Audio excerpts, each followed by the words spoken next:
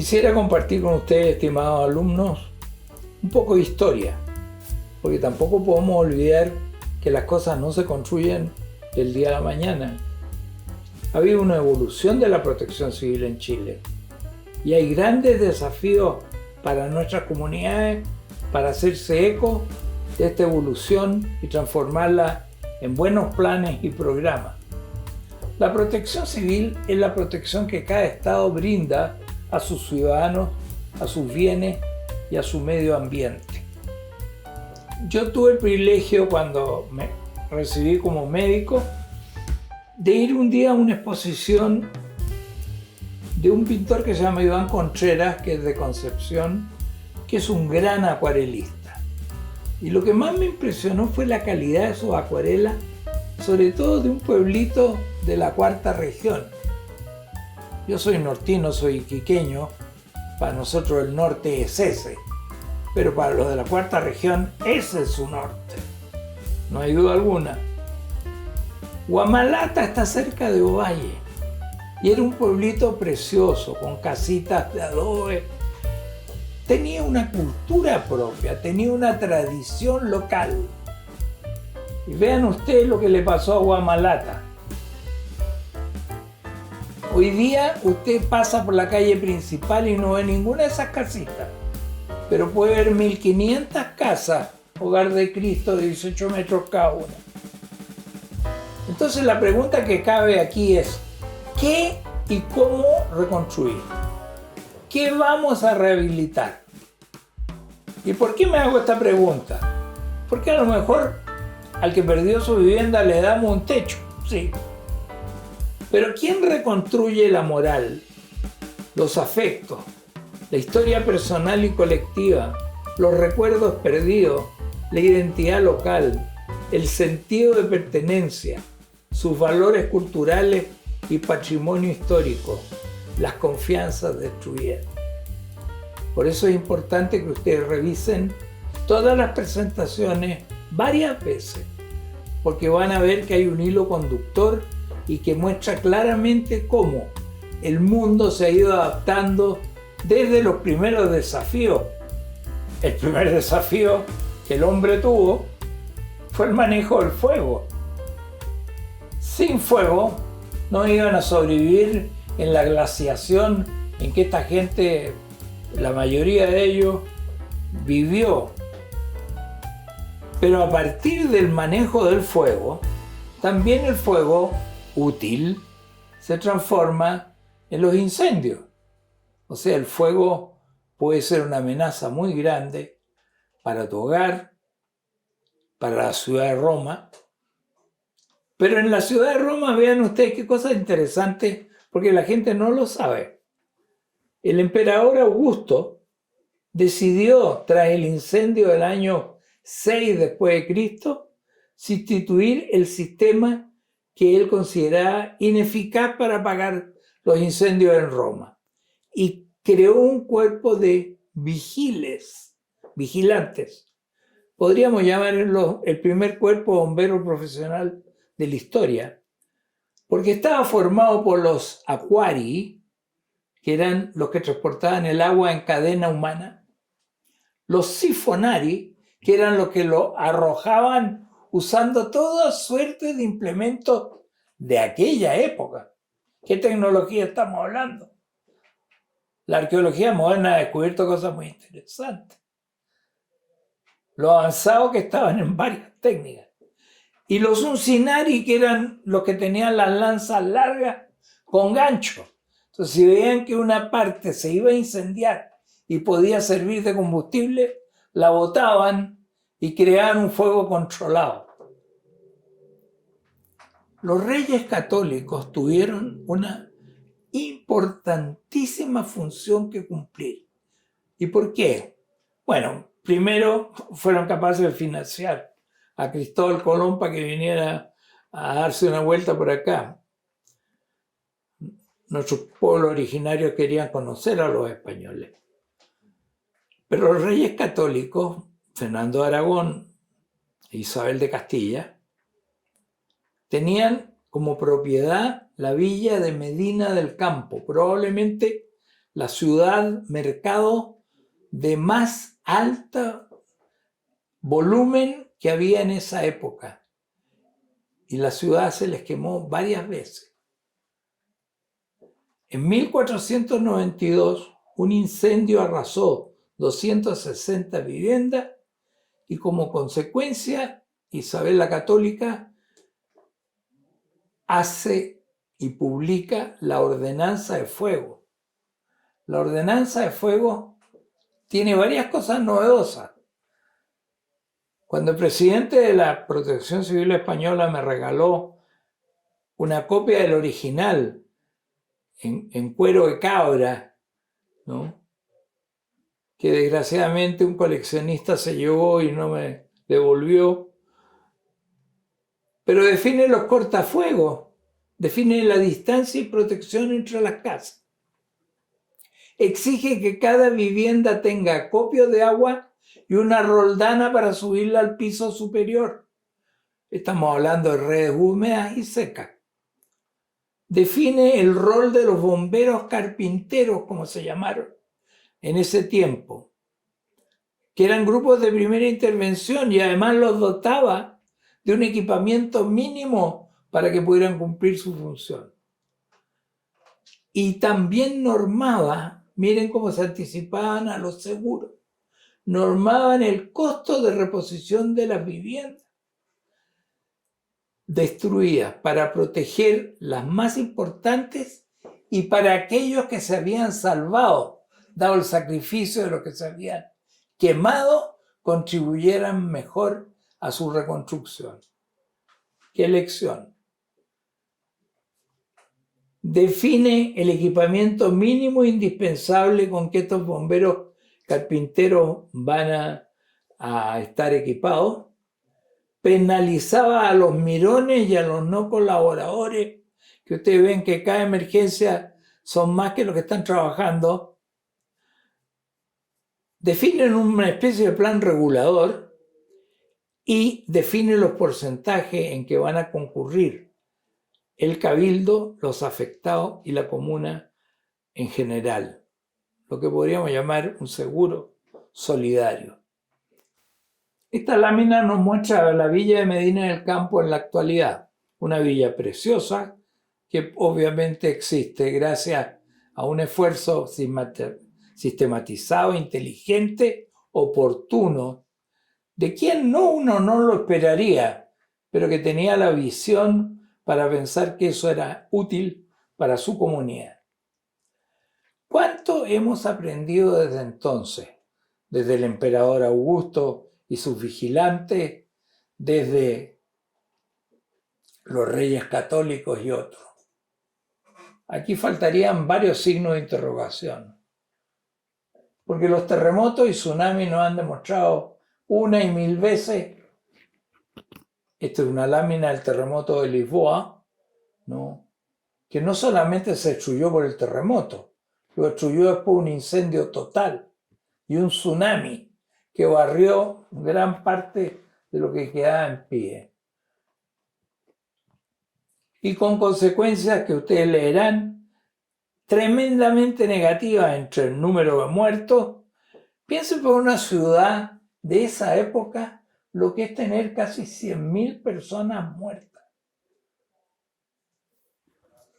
Hay historiadores que dicen que la supremacía de Portugal como potencia colonizadora, dado que tenía la ruta de la seda, de la sal y de las especias, la ruta a la India, a la China, las perdió debido a este terremoto, en donde la corte completa se salvó porque sucedió un día sábado y una de las infantas le pidió a su papá que quería hacer un picnic.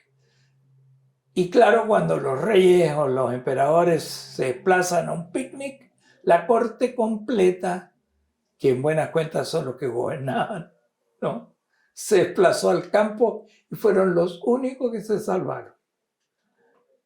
Hoy día uno puede ir a Lisboa y ver cosas como esta, desoladoras, lo que queda del convento do Carmo, por ejemplo, y recordar lo que fue nuestro incendio en la Concepción, en 1863, donde murieron 2000 feligreses y obligó a la fundación de la primera compañía de bomberos en Santiago. Primeros bomberos que no tenían los coches que hoy día son unos verdaderos acorazados, dotados de montones de cosas, mangueras, escalas, elementos químicos, trajes de protección. No, eran a caballo. Surgen las primeras leyes contra incendios. Ya habían surgido en Nueva York, en que los primeros colonizadores holandeses y su gobernador, que era Peter Stuyvesant, decidieron que esa villa tenía que tener más protección y partió por uno que podría ser considerado el plan de emergencia de Nueva York, en que definía cosas tan sabias como no apilar el combustible de la leña contra los muros de la casa. Porque indudablemente es lógico, se incendia uno u otro y bueno, la legislación sobre cortafuegos. Y esas primeras leyes, ¿no?, se acompañan en Chile, a propósito de nuestros terremotos, ¿no?, y el de Valparaíso en 1906, que coincidió con el de San Francisco en 1906, ¿no? He escuchado por ahí que mucha gente pregunta si hubo algún tsunami alguna vez en Valparaíso. Bueno, para los estudiosos les tengo una nueva. El tsunami que siguió a ese sismo llegó hasta el Almendral, y el Almendral está a más de 50 metros de altura.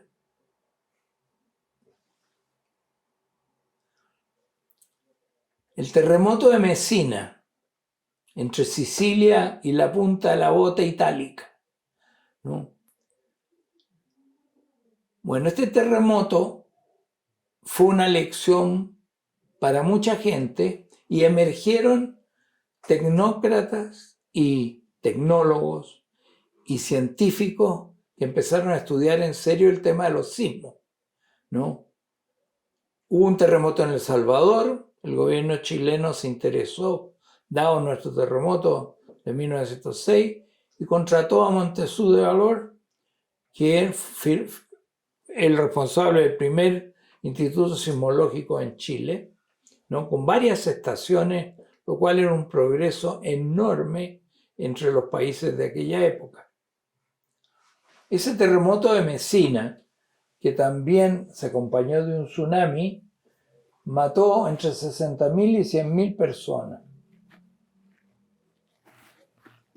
Y un sacerdote, que era el secretario de Pío XI.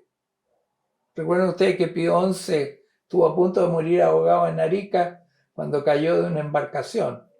Bueno, su secretario personal, y pudo hacer muchas cosas, dado que era el secretario personal del Papa, cuando fue Papa Pío XI, ¿no? Mercalli, Giuseppe Mercalli. Y cuando ustedes hablan de intensidades de los sismos, ustedes hablan de intensidades Mercalli. Cuando ustedes hablan de magnitud de los sismos, hablan de magnitudes Richter. Pues el nombre lo lleva este sacerdote que se dedicó a este tema y que desafortunadamente murió en su casa en un incendio. Y aquí tienen ustedes a Richter.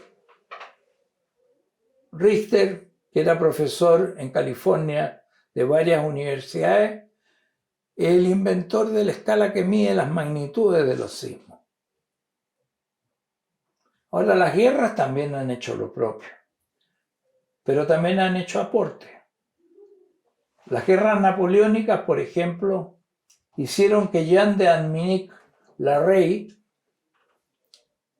que era un cirujano de Napoleón muy querido por él, inventara las ambulancias voladoras, que eran verdaderos cajones cuadrados con 6 literas que permitían ir al frente de combate, tomar a los heridos que podían tener sobrevivencia llevarlos a un puesto donde le cortaran el brazo, la pierna, le hicieran la hemostasia o lo que correspondiera.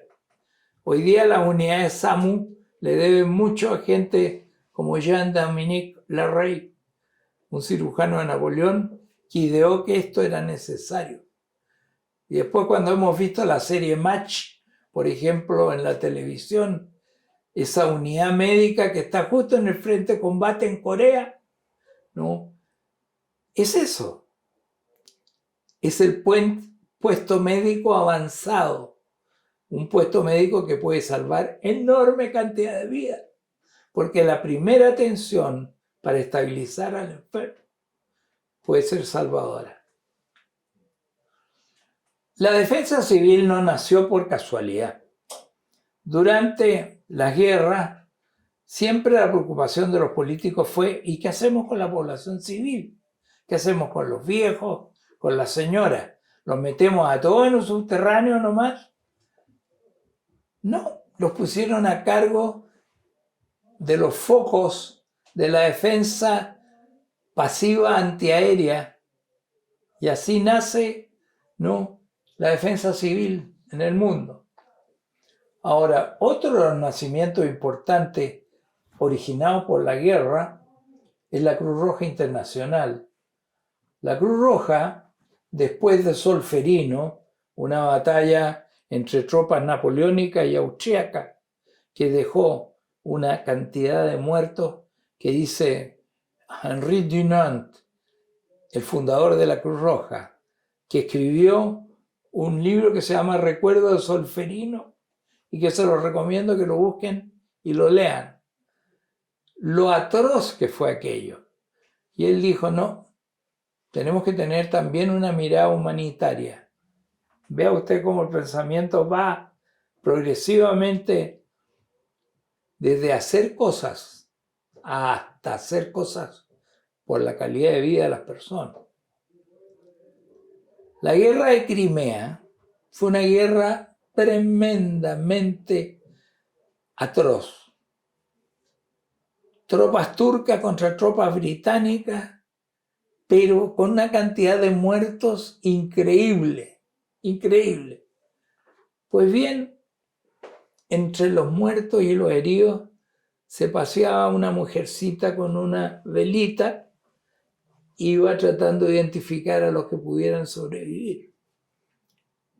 Y le llamó la atención que los que más se morían eran los que eran encerrados en unos grandes barracones. Y postuló, en una época en que los médicos y la ciencia pensaban que las enfermedades se debían a unas emanaciones pestilentas que surgían de los pantanos y de esos lugares, ella inventó las primeras guarderías para enfermos, las primeras clínicas con amplios ventanales, con buena circulación de aire. ¿Quién fue ella? Florence Nightingale, la creadora de la enfermería moderna.